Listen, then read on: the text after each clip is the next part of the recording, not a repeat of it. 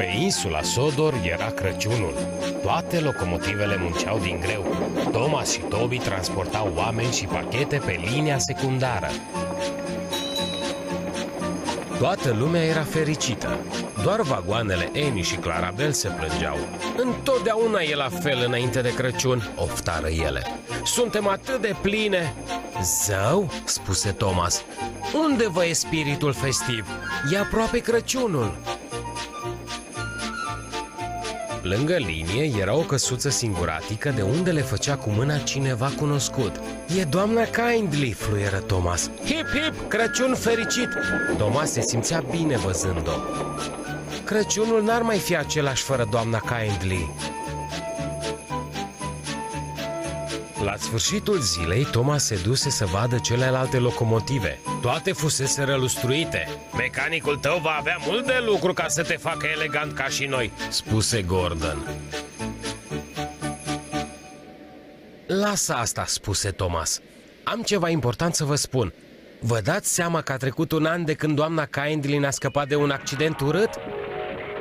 Vă amintiți că era bolnavă la pat și... Da, sigur, îl întrerupse Edward. Ne-ai spus că și-a târnat rochia roșie pe fereastră ca să te avertizeze că e o alunecare de teren în față. Iar tu și Toby i-ați dus cadouri, completă Percy. Iar controlorul cel gras a trimis-o la tratament să se facă bine. Dar, spuseră James și Harry, noi ceilalți nu i-am mulțumit niciodată cum trebuie. Exact, spuse Thomas.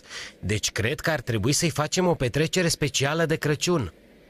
Toți erau entuziasmați, iar mecanicii erau siguri că va fi de acord și controlorul cel gras. Și a fost. Locomotivele erau ocupate cu planurile, când se lăsă tăcerea. Controlorul cel gras avea vești proaste. Vremea s-a schimbat drastic. Doamna Kindly e înzăpezită. Toby spune că o va salva.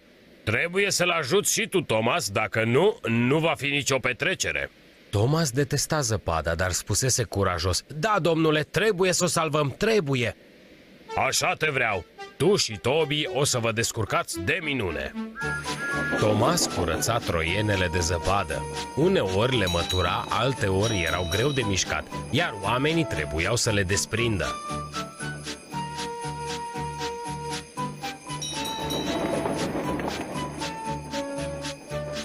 Dar în apropiere de căsuță nu mai putură înainta. Ia te uită! Exclamă fochistul lui Thomas. Hip, hip! Suntem aici! Fluieră Thomas. De la fereastra de sus cineva le făcu cu mâna. Apoi auziră un sunet cunoscut. E Terence, spuse Thomas. A venit să ajute și el. Evident, Terence avea un plug de zăpadă și muncea din greu ca să curețe linia. Până la urmă, operațiunea s-a încheiat. Percy îi duse pe lucrătorii osteniți acasă. Terence își luase rămas bun de la doamna Kindly și promise să aibă grijă de căsuța sa cât timp e plecată. Locomotivele ajunseră în scurt timp la depou. Nu mai căzuse zăpadă deloc, dar era întuneric. Thomas se întristă. Dintr-o dată, toate luminile se aprinseră. Ce priveliște minunat o aștepta pe doamna Kindly. Bravo, spuse controlorul cel gras. Sunt foarte mândru de voi toți. Doamna Kindly le mulțumi locomotivelor mai mici. Thomas și Toby îmi sunt prieteni vechi, spuse ea, dar acum și tu ești prietenul meu, Percy. Percy era tare încântat. Să auzim niște urale pentru doamna Kindly, strigă el. Hip, hip, hip, fluierară cu toții.